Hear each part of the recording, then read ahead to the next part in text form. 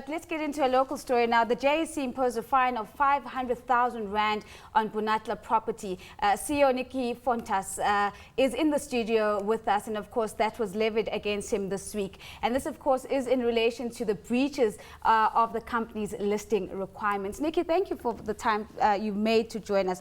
Maybe let's get ourselves and the viewers a bit of a recap.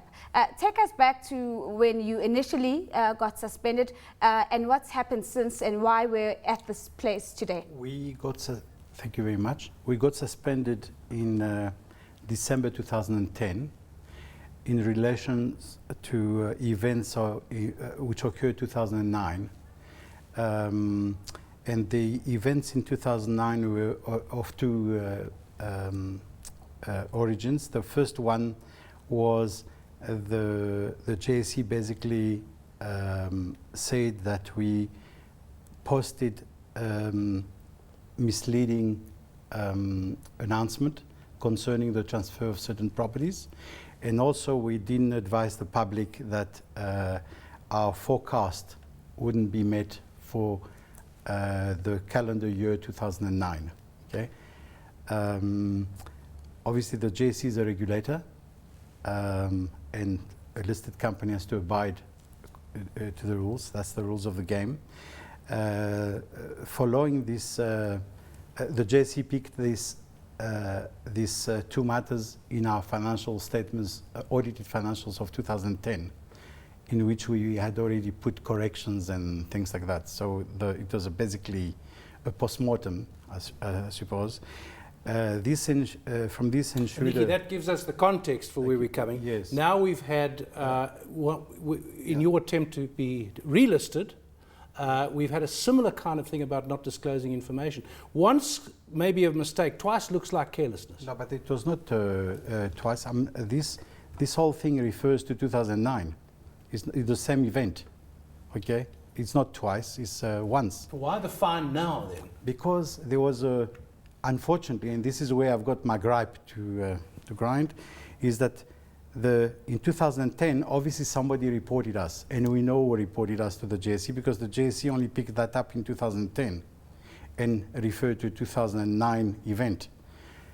They suspended us, and they, from there on, ensured a 4-year investigation on absolutely all our business, financial statements, audits, everything, which in 2013 were declared absolutely clean and irreproachable. Needless to say, if you intend to mislead the JSE or the investors, most probably your financial statements will be wrong. Ours were absolutely correct in hindsight.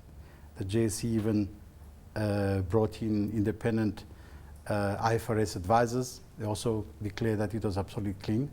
And in 20 years of Bonatla, we never had one qualification, one correction of a wrongdoing in our financials. So I don't think that it was going to happen in 2010 or 2014. So effectively, my gripe is, does these events of 2009 warrant a 4.5-year investigation and suspension on a small company? Yeah. Mark?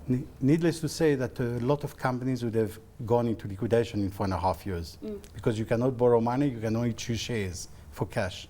So I accepted the fine to stop the pain. And basically, yes, there was a incorrect announcement, which was corrected within 1 month in our interims of 2009. I accepted the fine on behalf of the board, and asked the JSE basically now to allow us to proceed with the application for the lifting of the suspension. Mark, you have a question there?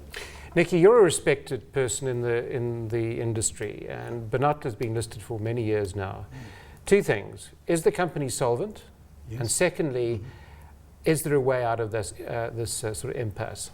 Well, the company has been basically solvent for the last 20 years. If you look at our financials, you'll see there's cash and receivables of 120 million Rand at the present moment. During the last 4 years, the management and the controlling shareholders funded, in fact, the company. We injected 50 million Rand of cash into Bonatla through loan accounts, which is, for people who would want to to mislead the public and the shareholders. Quite a lot. You haven't got too many directors investing 50 million of the cash in a small company. So yes, the company is solvent, and it will be solvent for the foreseeable future. Yes. So how do you get back on the exchange? Well, now that the investigation is finished and I took the knock in the teeth, we have applied for the lifting of the suspension. You obviously have to comply with all the list of listing requirements, which is your public shareholders, your assets on the balance sheet, the nature of your listing. So you have to tick all the blocks for the JSE to lift that suspension. And we've done that. As a final parting shot, Niki, you seem almost pained as you speak about this, and you talk about taking a knock in the teeth. Have you been wronged, I suppose? Yes, I mean...